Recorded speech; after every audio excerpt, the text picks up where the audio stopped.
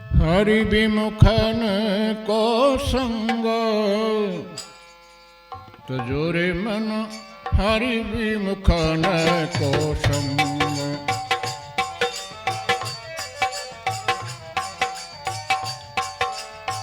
हरि विमुखन को संग हरि विमुखन को संग तजोरे मन हरि विमुखन को संग तजोरे मन हरि विमुखन को। भगवान की याद करना मन का संग है और भगवान की मूर्ति के पास बैठ करके भगवान को याद करना और भगवान के साथ बैठना तो संग और साथ दोनों होता है। पूजा करनी पड़ेगी, चिंतन करना पड़ेगा भगवान को। माता जानकी जी आराध्या हैं, जगत जननी हैं, आदि शक्ति अवनिजा हैं। वो चाहें तो किसी का पूजन ना करें, लेकिन नहीं, गिरजा पूजन जननी पठाई।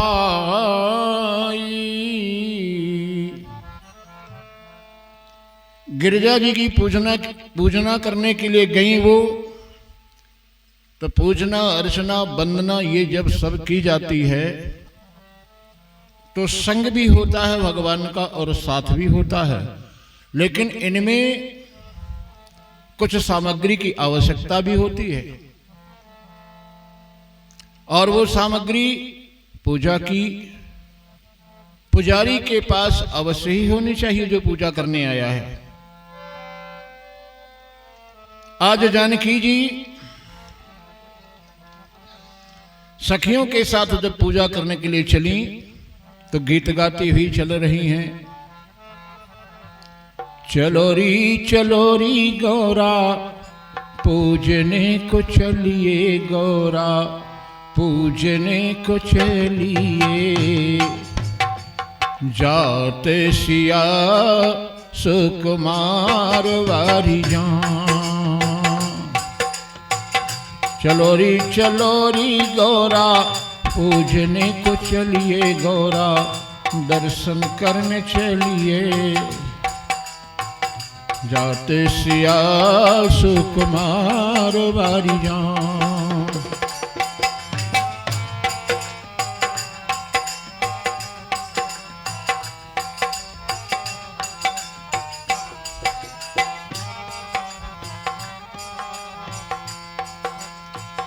हाथ सुपारी मैया ध्वजा रे नारियल,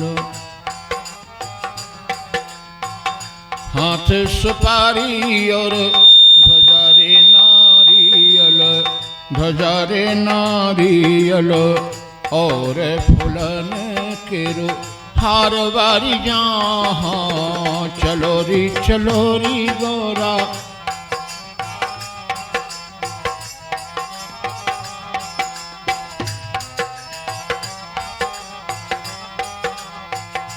हाथ सुपारी और ध्वजा रे नारियल, ध्वजा रे नारियल और फूलन वारो हार वारी जहाँ। चलो री गौरा पूजने को चलिए, गौरा पूजने को चलिए, तात सिया सुकुमार वारी जहाँ। एक संत कहता है संत से कि तुम मूर्ति की पूजा क्यों करते हो, घंटी क्यों बजाते हो, मस्तक पर तिलक क्यों लगाते हो? तुम्हें तो ये सब करने की आवश्यकता नहीं है, तुम्हें तो ध्यान करना है भगवान का। संत ने जवाब दिया कि आप ठीक कहते हैं, लेकिन हम ये जो भी करते हैं संसार हमें देखे, कि संत पूजा कर रहे हैं, संसार देखे कि इनके मस्तक पर चंदन लगा हुआ है, संसार देखे कि इनके साथ पूजा की सामग्री लगी हुई है। क्योंकि मूर्ति पूजा उसके लिए आवश्यक नहीं है जो यम नियम आसन प्राणायाम धारण ध्यान समाधि के समीप पहुंच चुका है, उसे संसार में किसी की जरूरत नहीं है। लेकिन संसार को दिखाने के लिए पूजा अति आवश्यक है। शोभा निरख सुहावनी पावनी, नैननी लागत भली। शोभा निरख सुहावनी पावनी, नैननी लागत भली। गौरी पूजन पधारी श्री जन के लली। गौरी पूजन पधारी श्री जन के लली। गौरी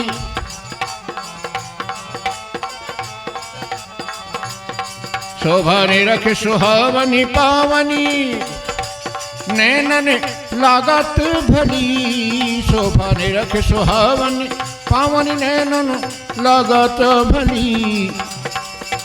गौरी पूजन पधारी श्री जन के लली। हाँ, गौरी पूजन पधारी सखी जन के लली। इसलिए जब किशोरी जी पूजा कर सकती हैं तो पूजा हमें भी करना चाहिए। क्योंकि जब हम पूजा करते हैं तो अपनी समस्याओं का भार, हमारी सारी परेशानियां हमारे इष्ट दूर करते हैं। हम कोई भी काम करें, हम कहीं भी जाएं तो भगवान के मंदिर में जहां भी हमारा पूजा स्थल है वहां ये कहकर हमें जाना चाहिए कि हे प्रभु या हे माता या हे भगवान कृष्ण, जिनकी भी मूर्ति हो, आज हम वहां जा रहे हैं। आपने इतना कह दिया, अब आपकी सुरक्षा का भार भगवान के ऊपर होगा। क्योंकि जो भगवान पर विश्वास करता है, जो भगवान से ये बात बताकर आया है, भगवान की तो बात छोड़ दो। कोई बालक, कोई स्त्री या पुरुष 70 साल के 80 साल के बूढ़े व्यक्ति से, माँ बाप से अगर वो ये कहे कि पिताजी हम धनौरा जा रहे हैं, कुछ सामान लाना। हाँ बेटा, उसकी आत्मा प्रसन्न हो जाती है कि मेरा बेटा, मेरी बहू, मेरी पत्नी बिना मुझसे पूछे कोई काम नहीं करते। तो जब उनकी आत्मा प्रसन्न हो जाती है तो जब भगवान से पूछ कर जाओगे, जब भगवान से कह करके जाओगे तो भगवान तुम्हारी रक्षा करेंगे। सारी रक्षा का भार भगवान के ऊपर आ गया। सच्चे मन से जो भगवान की अभ्यर्थना करता है। एक कथा आती है,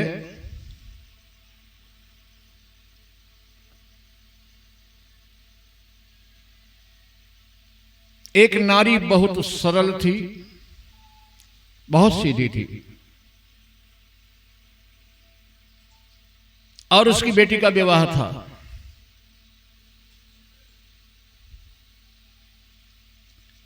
किसी ने कहा कि तुम्हारी बेटी का विवाह होने वाला है, कुछ गीत गारी जानती हो कि नहीं? बोले मैं तो बिल्कुल नहीं जानती, मुझे तो बिल्कुल पता नहीं है। अरे तो बोले ये सीख लो, सीखना पड़ेगा। रिश्तेदार नहीं आएंगी, कहेंगे तुमसे तो क्या करोगी, क्या गाओगी? तो बोले मैं तो कुछ नहीं जानती। तो बोले नहीं जानती हो तो ये गाली सीख लो जाके। कहां जाऊं सीखने? अरे बोले तुम जानती नहीं हो, गांव में पड़ोस में चाची जी हैं, उनके पास चली जाओ। कौन चाची? तो उसने बताया कि लटकन चाची नाम है उनका, और उन्हीं के पास चली जाओ। गई बेचारी, 200-400 रुपया पास में थे उसके। चाची पाए लागू, आशीर्वाद दिया, बड़े प्रेम से बैठाया, अरे बहू आज कैसे आई हो? अरे बोले शादी है घर में और मुझे पता चला कि आप गाड़ी सिखाती हैं, तो मैं गाड़ी सीखने आई हूं। तो बोले गाड़ी तो मैं सिखा दूंगी, लेकिन एक गाड़ी सिखाने का 100 रुपया लूंगी। ठीक है चाची तुम तो सिखा दो। बोले निकाल 100 रुपया। 100 रुपया ले लिए और गाड़ी भी सिखा दी कि खुदर खुदर जनी खोदरे हमारे बारे हैं सजना। खुदर खुदर जनी खोदरे हमारे बारे हैं सजना।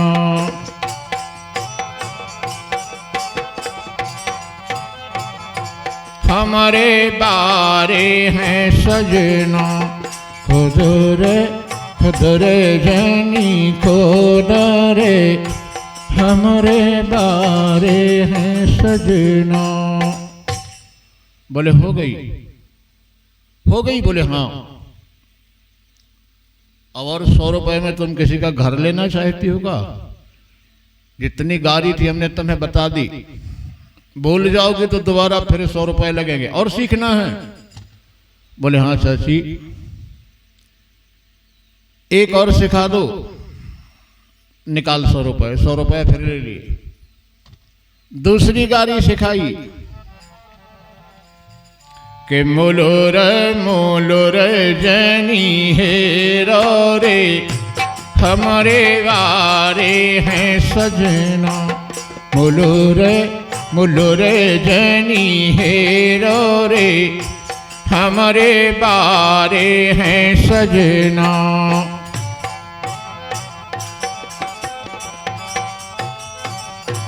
हमारे बारे हैं सजना। मुलोर मुलोर जनी हेरो रे हमारे बारे हैं सजना। हो गई? और सीखना है? बोले हाँ चाची एक और सिखा दो। बोले ठीक है ला 100 रुपए। 300 रुपया ले लिए। तीसरी गाड़ी बताई कि पदर पदर ज्ञानी भागो रे हमारे बारे हैं सजना। पदर पदर जनी भागो रे हमारे बारे हैं सजना। हो गई? हो गई चाची? बोले हाँ।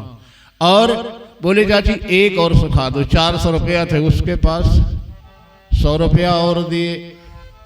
चौथी गाड़ी बताई कि घेरे घेरे इन्हें मारो रे हमारे बारे हैं सजना।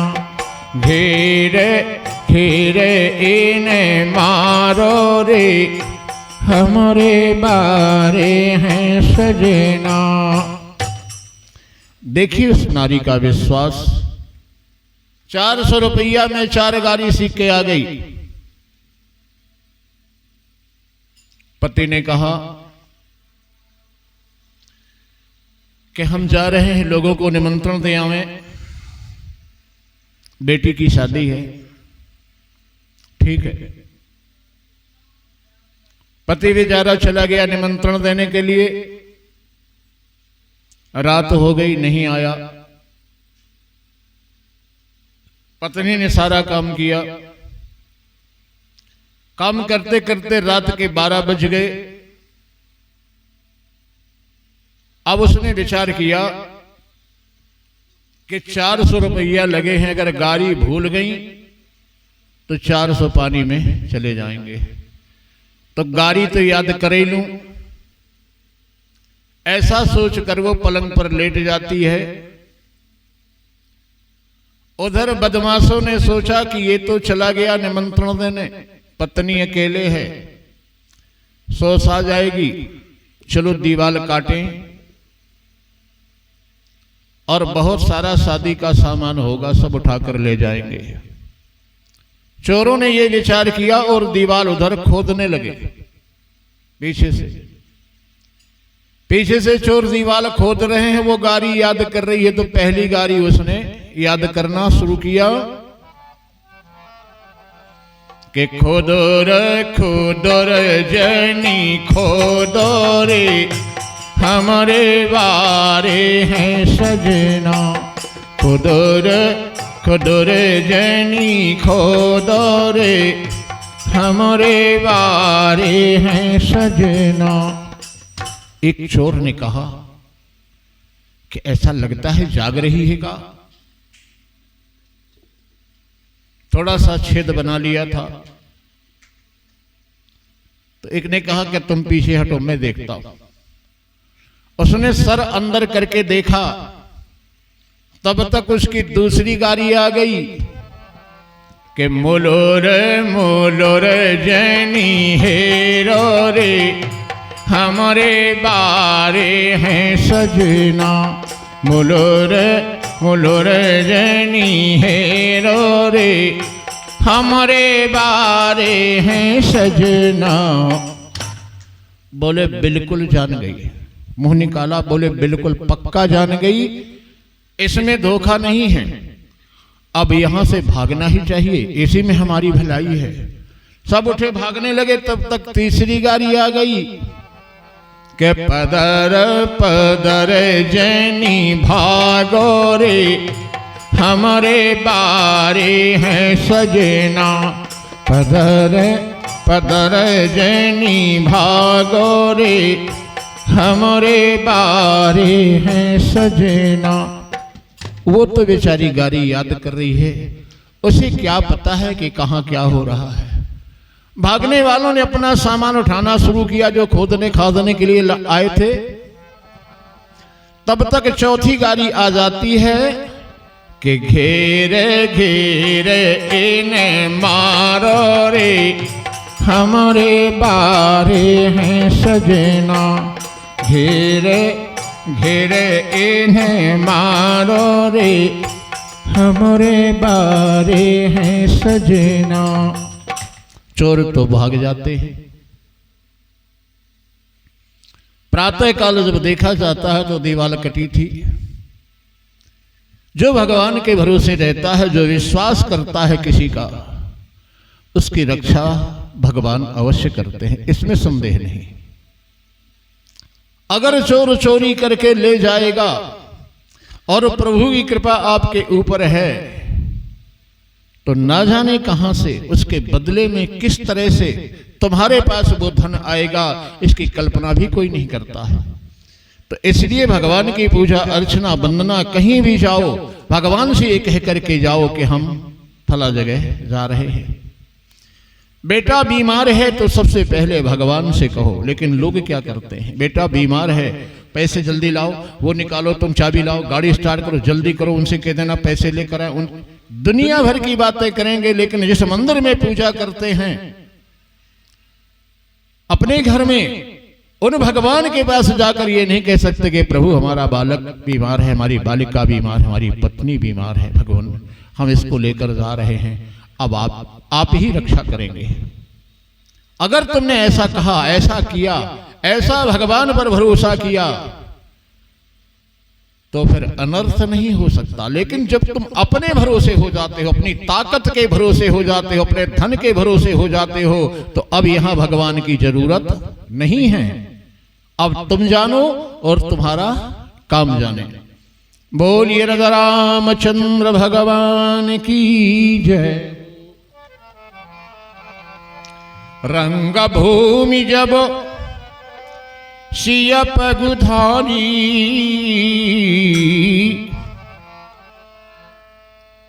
भगवती सीता जी जब रंगभूमि उसको कहते हैं जहां धनुष रखा था, जाती हैं, देखी रूप मोहे नर नारी, सारे नर नारी मोहित हो जाते हैं और भय हैं सुखारी, धीरे चलो सुकुमार। सुकुमार सिया प्यारी, धीरे चलो सुकुमार। सुकुमार सिया प्यारी, बलिहार मोरी आली, धीरे चलो सुकुमार।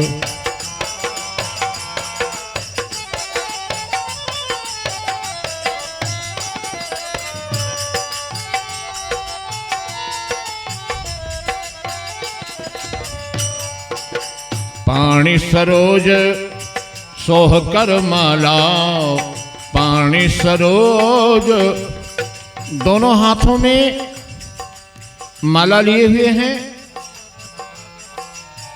अवचट चितये सकल भुवाला, अवचट चितये हाँ सकल भुवाला। चितवन प्यारी हाँ चितवन प्यारी, धीरे चलो सुकुमार। कुमार सिया प्यारी, बलिहार मोरी आली, धीरे चलो सुकुमार। सुकुमार सिया। सीता जी सखियों के साथ रंगभूमि में पहुंच गई। उन्हें आसन पर आसीन कराया गया। आज बंदी जनों को महाराज ने बुलाया और कहा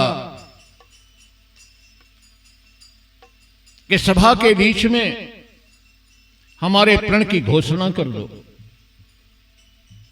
बंदी जनों ने घोषणा की उस सभा में और कहा, कबीर जनों योद्धा गणों, सुनो लगा कर कान।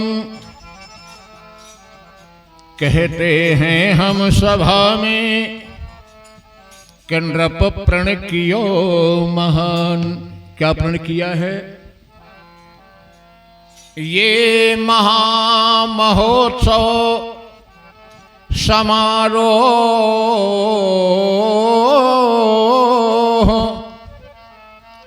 ये महोत्सव समारोह राजा के प्रण का परिचय है। अवसर है आर्य परीक्षा का, परिणाम प्रणयनी परिणय है।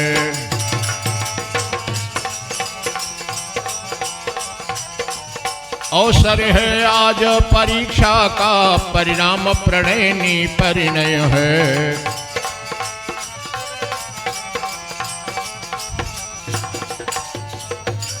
राजा की यह सौगंध शपथ,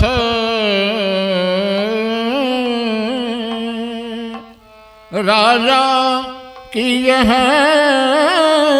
सौगंध शपथ, धनुहा द्वारा पूर्ण होगी। जो वीर धनुष को तोड़ेगा, सीता उसको अर्पण होगी।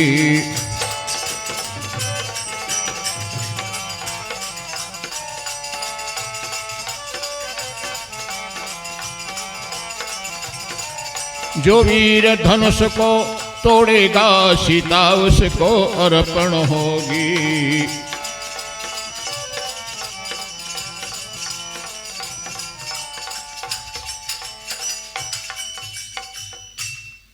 ये प्रण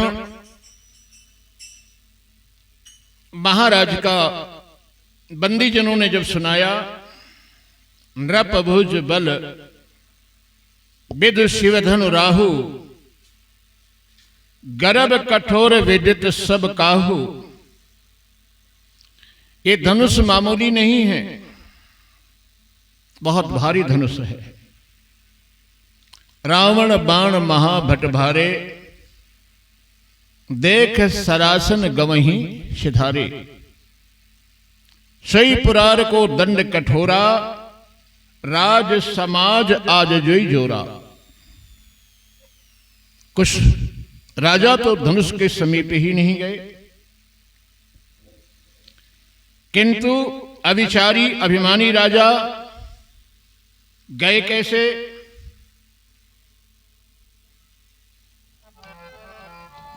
परिकर बांधी उठे अकुलाई, परिकर बांधी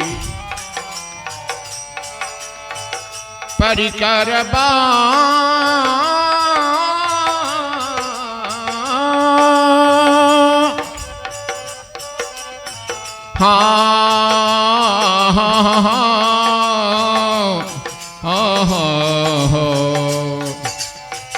परिकर बांधे उठे अकुलाई, परिकर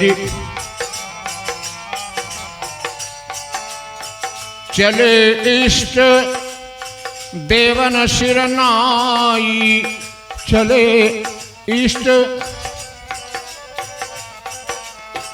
भटमानी अतिशय मन माखे, भटमानी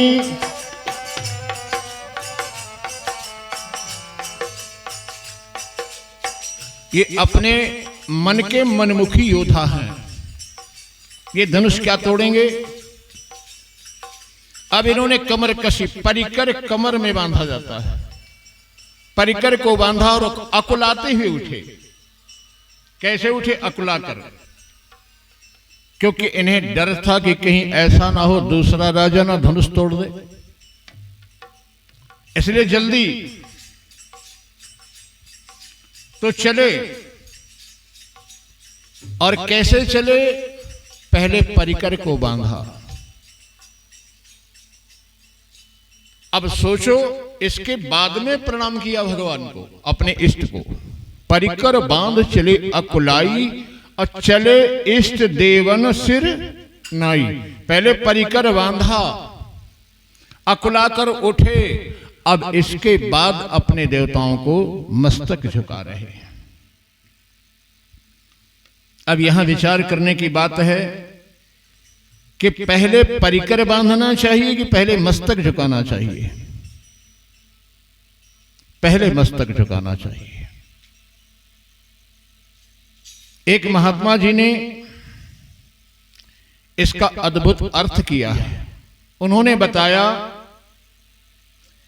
कि इन राजाओं ने अपने अपने इष्ट देवों को प्रणाम ही नहीं किया, जबकि रामचरितमानस में लिखा है चले इष्ट देवन सिरनाई। अब वो कहते हैं कि इन्होंने अपने अपने इष्टों को प्रणाम ही नहीं किया। हां, परिकर बांध उठे, अकुलाई, अकुलाते हुए उठे। इन राजाओं के इष्ट देव आकाश मंडल से देख रहे थे कि ये हमारे भक्त हैं, धनुष तोड़ने जाएंगे तो हमें प्रणाम अवश्य ही करेंगे, क्योंकि अलग अलग इष्ट भी होंगे राजा लोगों के। किसी के गणेश जी तो किसी के विष्णु जी तो किसी के हनुमान जी, अलग अलग इष्ट भी होंगे। तो चले तो, किंतु प्रणाम नहीं किया। सबको पहले परिकर बांधी, पहले कमर को कसा। तो अब ये सोचा गया कि कमर को कस करके अब ये हमें प्रणाम करेंगे। नहीं किया, प्रणाम नहीं किया, उठे अकुलाई, परिकर बांधा। इसके बाद देवताओं ने सोचा कि अब प्रणाम करेंगे, नहीं किया, अकुला कर उठे। अब देवताओं ने सोचा कि चलने से पहले प्रणाम अवश्य करेंगे, लेकिन जब चल ही दिए प्रणाम नहीं किया। अब जब प्रणाम नहीं किया तो इष्ट देवनी सिर नाई। जिनके जिनके भक्त चले उन देवताओं ने अपने मस्तक झुका लिए कि मेरे कैसे भक्त हैं हमारे कि जिन्होंने हमको प्रणाम नहीं किया और सब कुछ कर लिया। तो ऐसे भक्तों से तो भक्तों का ना होना ही अच्छा है। अब विचार करिए कि जिनके ऐसे आचरणों के द्वारा इष्ट देवताओं के गुरुओं के सिर झुक जाते हैं, वह लोग कल्याण का कार्य कैसे करेंगे। अब मान लो प्रणाम भी किया तो फिर इष्ट देवताओं को इनकी सहायता करनी चाहिए, धनुष तोड़ने में सफल होना चाहिए। फिर क्यों नहीं हुए।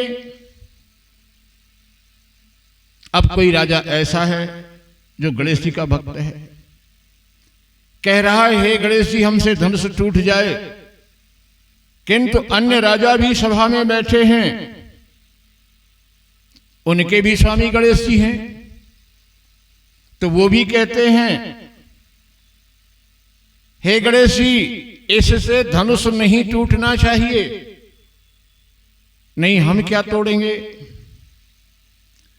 अब गणेश जी के पास बड़ी समस्या है। एक कहता है गणेश जी का भक्त के प्रभु हे गणेश जी ये धनुष हमसे टूट जाए, और दूसरा जो अभी बैठा है धनुष के समीप नहीं गया, वो कह रहा है, वो भी गणेश का भक्त है कि हे भगवान गणेश जी धनुष इसके द्वारा ना टूटे, धनुष तो हमारे द्वारा टूटे। अब गणेश जी किसके द्वारा धनुष तोड़वाएं। एक की सुने कि 99 की सुने।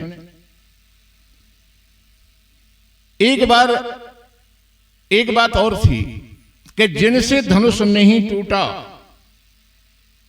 वो भी इन्हीं में शामिल हो जाता था कि हे गणेश जी हमसे नहीं टूटा ना सही, लेकिन अब ये जो जा रहे हैं इनसे भी नहीं टूटना चाहिए।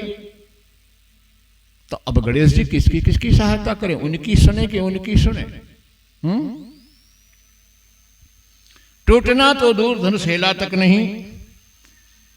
अब जब किसी राजा से नहीं बना तो संगठित होने लगे, इकट्ठे होने लगे। तुलसीदास जी ने बताया कि भूप सहस 10 एक ही 12, भूप सहस 10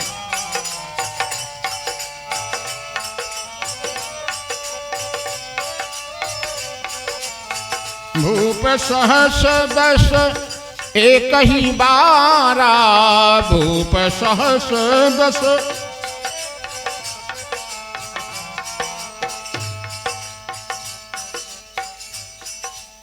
अब 10,000 राजाओं ने संगठन किया।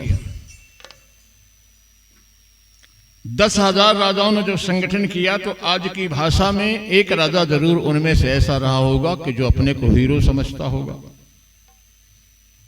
बाकी सबको जीरो समझता होगा। तो ऐसे 10,000 राजाओं का संगठन, ऐसा कौन सा राजा है जो अपने को हीरो नहीं समझता, जो अपने को बहादुर नहीं समझता। तो धनुष तो 10,000 राजाओं ने उठाया, लेकिन एक साथ नहीं, एक साथ 10,000 राजाओं ने मिलकर धनुष नहीं उठाया। कैसे उठाया।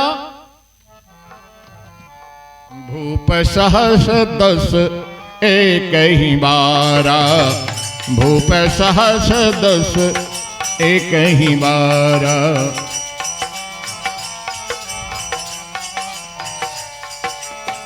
लगे उठावन तरई नटारा, भूप सहस 10 एक ही 12। 10,000 राजाओं ने धनुष तो उठाया, लेकिन सिर्फ एक ही बार में परास्त हो गए, दोबारा धनुष के समीप नहीं गए। अब स्वयं विचार कर लो कि 10,000 राजा यदि एक साथ धनुष को उठाएंगे तो खड़े कहां होंगे। 10,000 की बहुत बड़ी गिनती होती है। तो एक ही बार धनुष उठाया, इसके बाद दोबारा धनुष के समीप नहीं गए। जिनसे हिलना भी कठिन था वो हिलाने के लिए गए, लेकिन नहीं हिला, भागे भागे फिर रहे हैं। अब जनक जी विचार कर रहे हैं कि राम जी यदि उठकर खड़े हो जाएं तो कुछ काम बने। जनक जी ऐसा क्यों सोच रहे हैं? जनक जी ऐसा इसलिए सोच रहे हैं कि विश्वामित्र जी से उन्होंने पूछा था, ये दोनों बालक जो आपके संग में हैं, ये कौन है? मुनि कुल तिलक हैं, मुनियों के बालक हैं या मुनियों के शिष्य हैं, या नृपकुल पालक या राजाओं के राजकुमार हैं? विश्वामित्र जी ने बताया, राजन,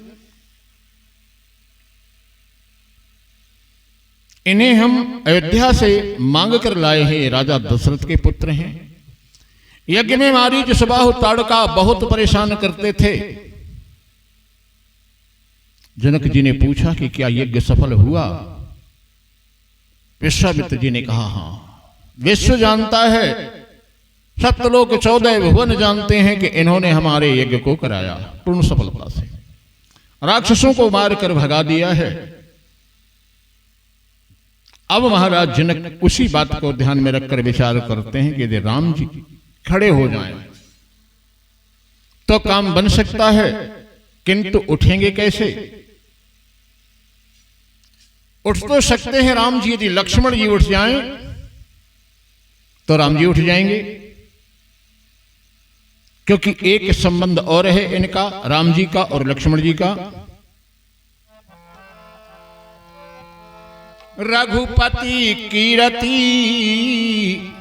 बिमल पताका, रघुपति कीरति बिमल पताका,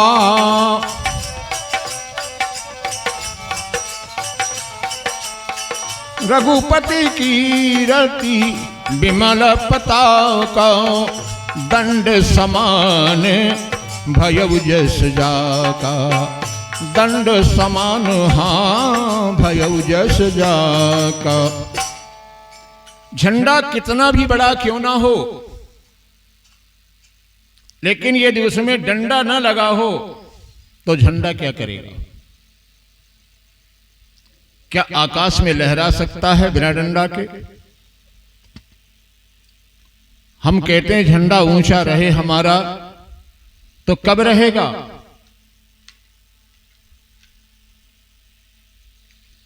तो झंडा ऊंचा होता है कि डंडा ऊंचा होता है?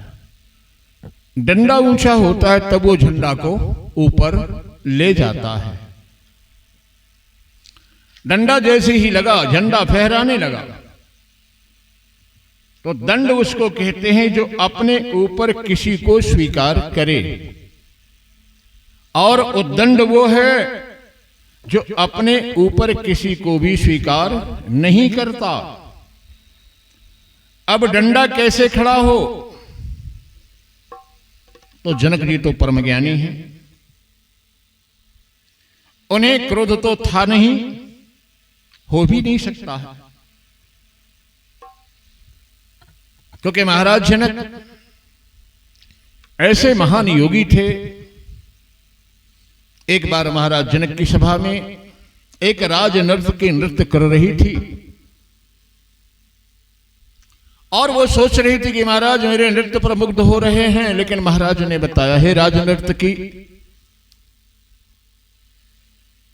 मैं वो जनक हूं, वो योगी हूं जिसके एक हाथ में चंदन का लेप किया जाए और दूसरे हाथ में अंगार रखे जाएं अग्नि की,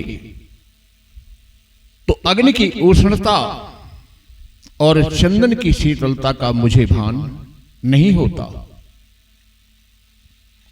ऐसे थे महाराज जनक योगी। तो अब कुछ बोले, और बोले तो कैसे बोले? बोले बचन रोष जन साने। बोले तो ऐसा बोला, ऐसा लगा कि जैसे क्रोध में सने हुए वचन बोल रहे।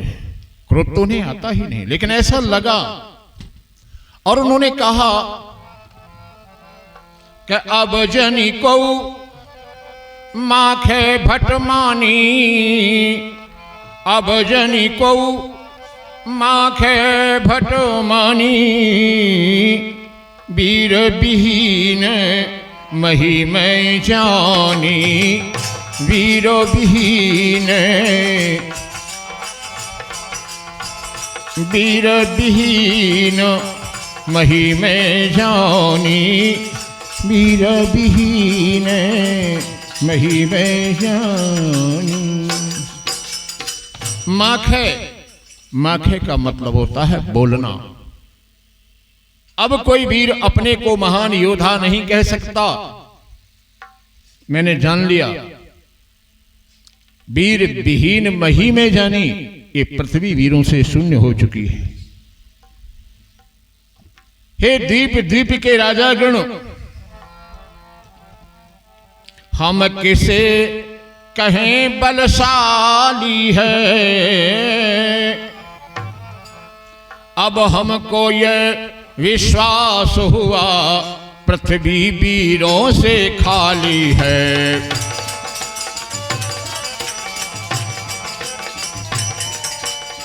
हमको यह विश्वास हुआ पृथ्वी वीरों से खाली है।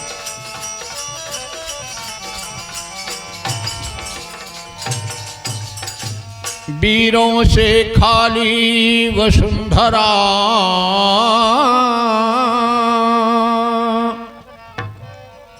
वीरों से खाली वसुंधरा, ये अगर जानकारी होती हम ऐसा प्रण करते ही नहीं, ढालती नसीय द्रग से मोती।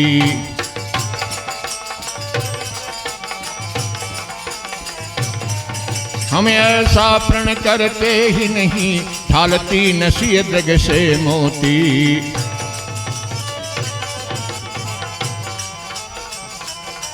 सजता न स्वयंवर का विधान, सजता न स्वयंवर का विधान,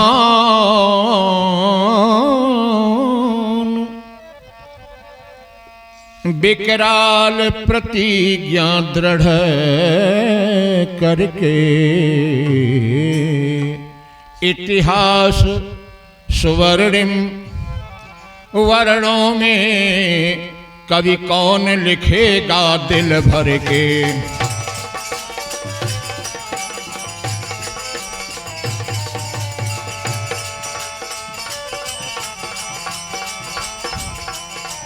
इतिहास सुवर्णिम वर्णों में अब कौन लिखेगा दिल भर के।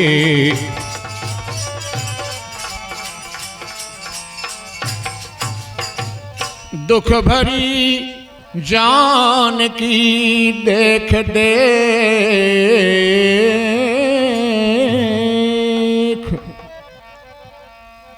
क्या करूं शीत घबराता है। पुत्री सीता कुंवारी ही रही, यह हृदय फटा अब जाता है।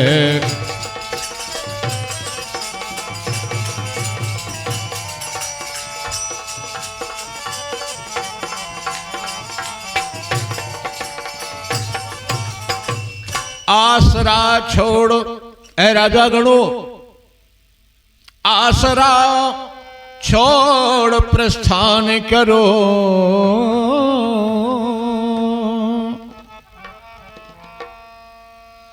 दुख हमें दिया है दाता ने, सीता सुकुमारी का विवाह लिखा ही नहीं विधाता ने।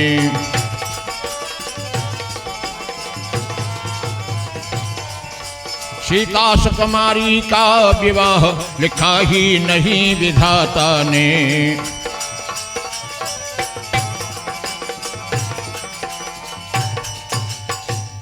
जनक बचन सुनि सब नर नारी, देख जानकी भय दुखारी।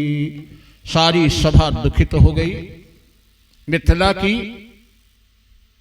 क्योंकि धनुष नहीं टूटेगा तो विवाह कैसे होगा। जनक जी ने कहा अब जनि को माखे भटमानी, वीर विहीन मही में जानी। जनक जी ने कहा माखे, तो लक्ष्मण जी ने भी वही शब्द कहा। जो जनक जी ने कहा वही लक्ष्मण जी ने कहा। क्या कहा कि माखे लखन कुटिल भई भौहें, भौहें टेढ़ी हो गई, बड़ा क्रोध है लक्ष्मण के हृदय में। रदपुट फरकत ओंठ फड़फड़ा रहे हैं, नयन रिसो हैं, आंखों में क्रोध है।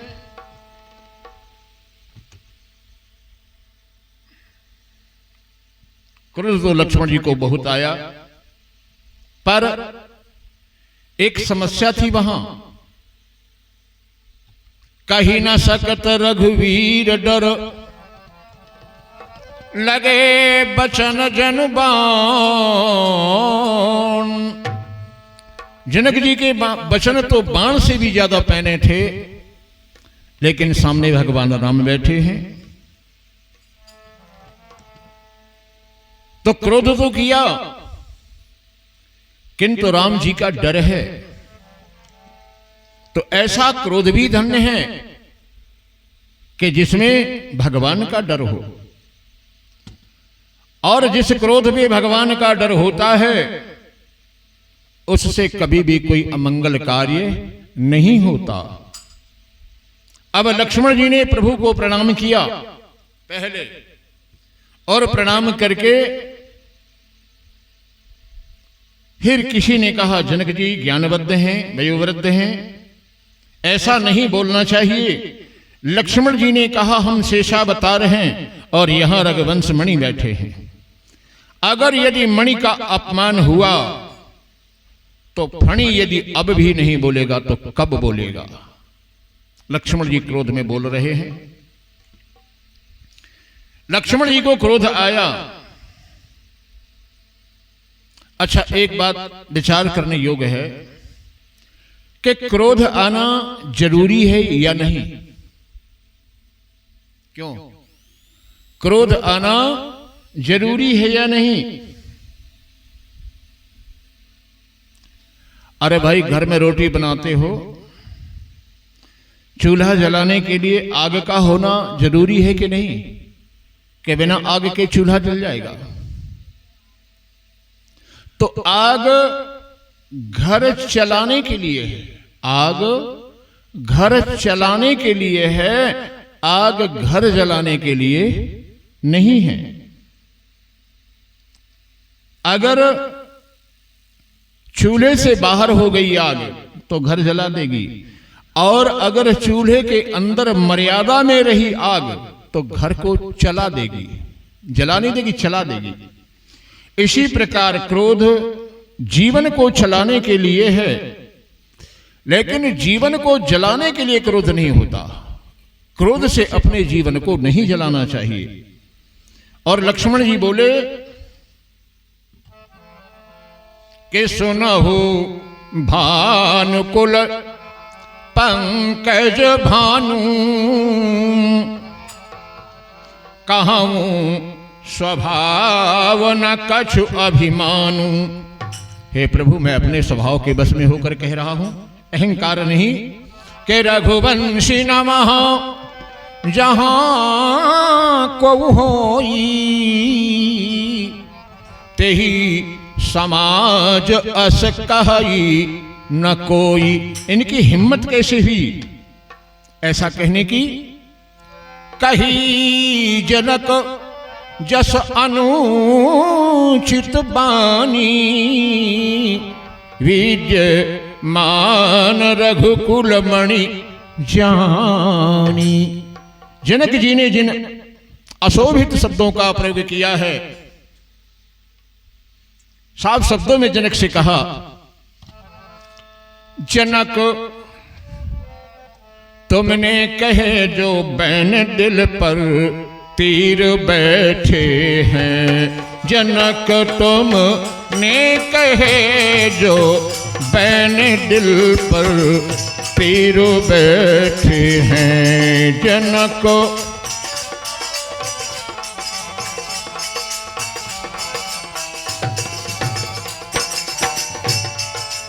ऐसे नहीं, तुम्हारे वचन इतने नुकीले बाण हैं। जनक तुमने कहे जो बैन दिल पर तीर बैठे हैं। कलेजा चीर बैठे हैं, जिगर पर पीर बैठे हैं। कलेजा चीर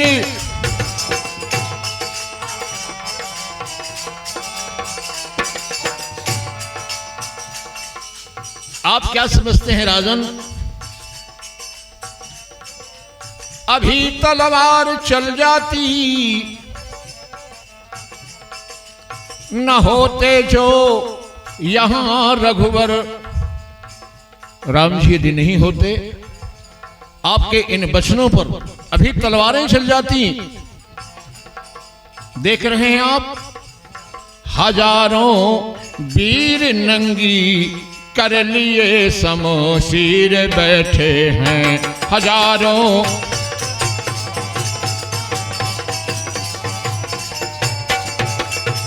वीर नंगी कर लिए शमशीर बैठे हैं। हजारों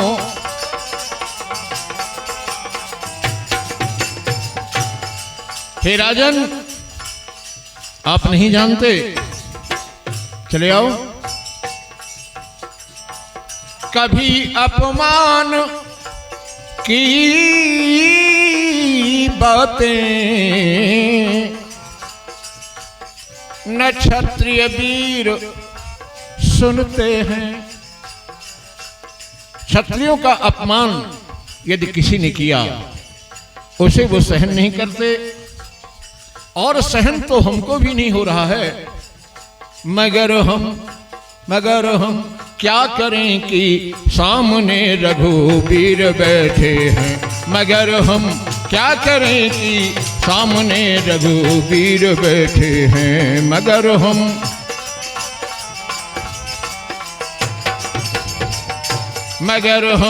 क्या करें कि सामने रघुवीर बैठे हैं। लक्ष्मण जी का क्रोध शांत नहीं हो रहा। लक्ष्मण जी ने कहा, हे नृप, सच्चे योद्धा सच्चे क्षत्रिय अपमान नहीं सह सकते हैं। जिनको सुनने की ताब नहीं वो चुप कैसे रह सकते हैं।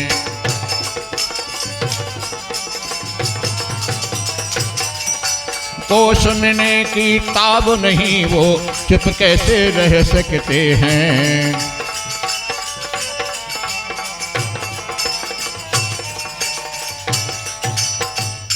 रघुवीर राम जी के होते अनुचित वाणी कह डाली है। यह बात हृदय में चुभती है, पृथ्वी वीरों से खाली है।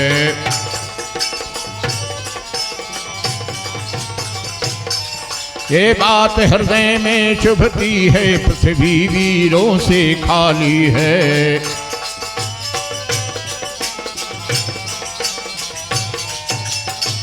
अभिमान त्याग कर कहता हूं,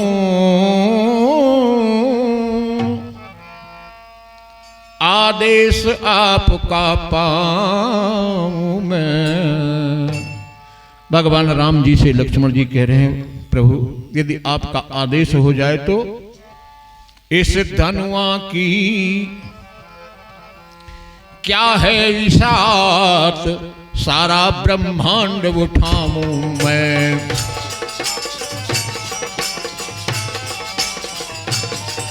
इस धनुआ की क्या गिनती है, सारा ब्रह्मांड उठाऊं मैं।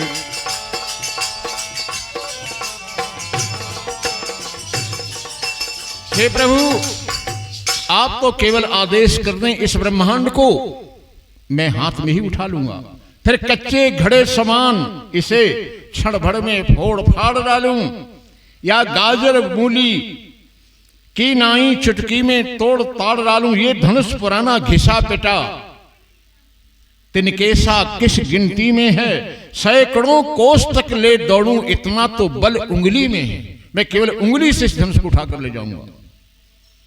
सन्नाटा छा गया सभा में। राजा कांप उठे, परंतु सीता जी को आनंद हुआ। जनक जी लज्जित हो गए, धरती हिलने लगी। भगवान श्री राम जी ने लक्ष्मण जी को इशारा किया, से नहीं रघुपति लखन निवारे, से नहीं रघुपति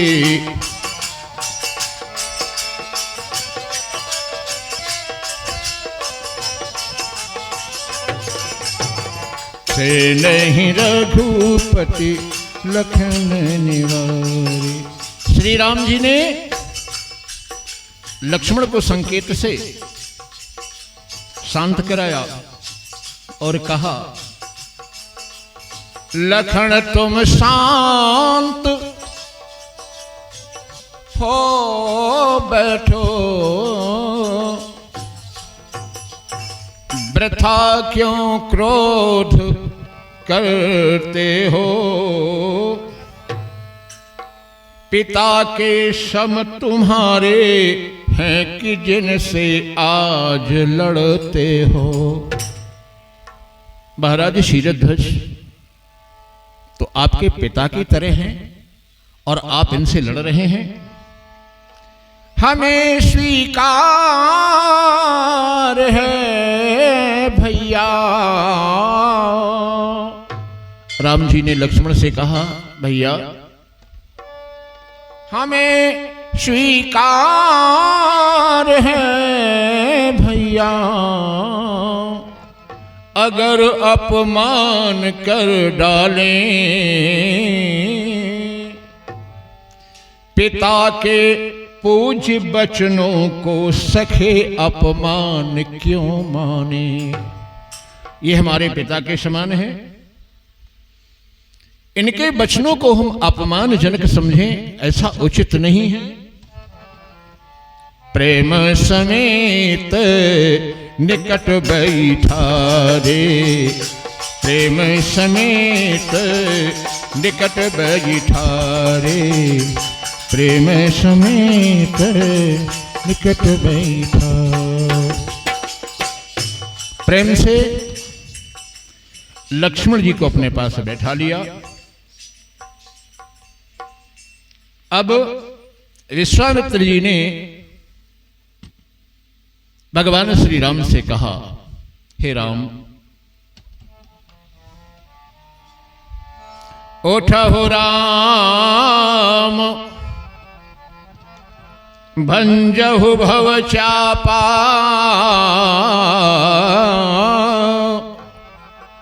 मेटहु तात जनक परितापा। हे राम, अब आप खड़े हो जाइए और जनक जी के हृदय का दुख आप दूर करिए, और ये भवरूपी जो चाप है इसका भंजन करिए। राम, जैसे ही राम ने आदेश पाया, सुनी गुरु बचन चरण सिर नावा, हृदय विषाद न कछ उर आवा। हृदय में ना तो हर्ष हुआ और न विषाद दुख हुआ। गुरु के आदेश के, गुरु के आज्ञा का पालन करना है, अनुचित उचित विचार तजि जे पालहि पितु बैन, ते भाजन सुख सुयस के बसहि अमर पति ऐन। अनुचित हो या उचित हो, माता पिता गुरु